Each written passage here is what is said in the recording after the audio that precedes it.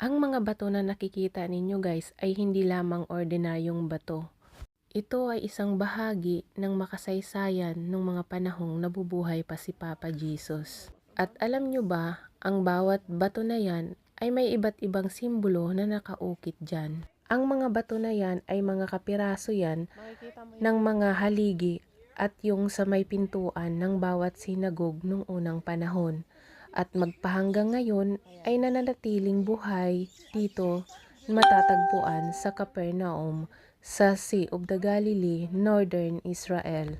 At kung makikita nga ninyo sa mga larawan na nandyan na sa labas, ay nakalagay din ang mga bawat simbolo at ang mga kahulugan nito.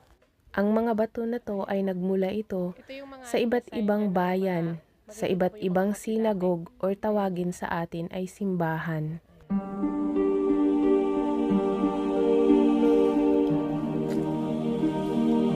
Dami yan, papunta doon oh.